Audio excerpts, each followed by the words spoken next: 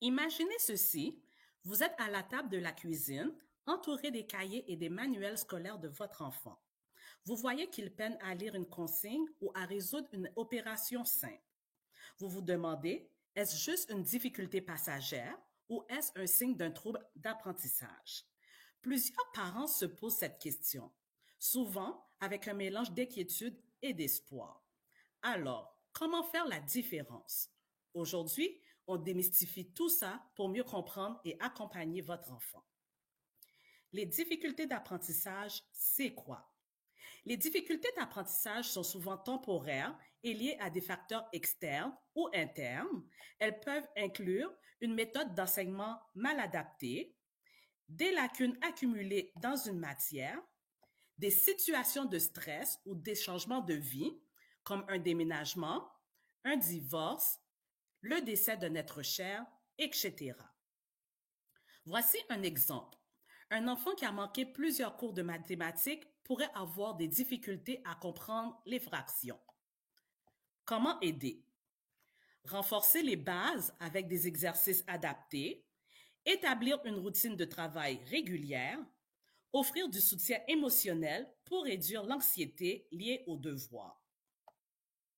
Les troubles d'apprentissage, c'est quoi? Les troubles d'apprentissage sont des dysfonctionnements neurologiques spécifiques qui affectent une ou plusieurs fonctions liées à l'apprentissage. Ils ne disparaissent pas, mais des stratégies peuvent les compenser. Les troubles d'apprentissage les plus fréquents sont la dyslexie, une difficulté à lire et à comprendre les mots, la dysorthographie, une difficulté à écrire sans erreur, une dyscalculie, une difficulté avec les concepts mathématiques. Voici un exemple. Un enfant dyslexique peut comprendre des lettres et des sons même après des explications répétées. Comment aider?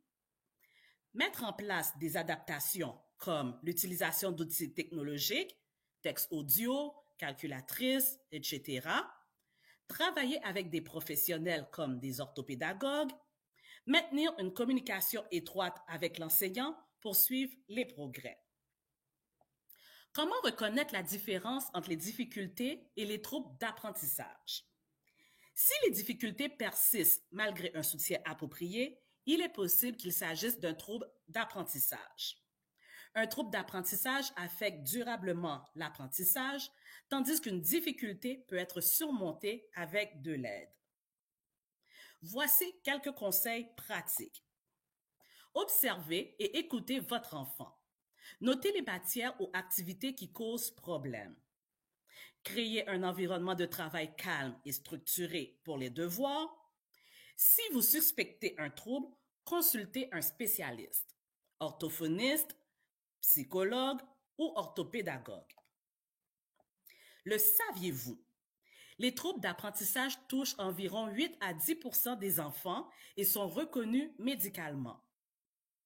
Ils nécessitent des interventions spécialisées et un accompagnement à long terme.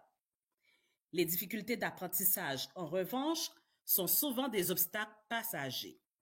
Une approche ciblée et de la patience suffisent dans la majorité des cas à aider l'enfant à progresser.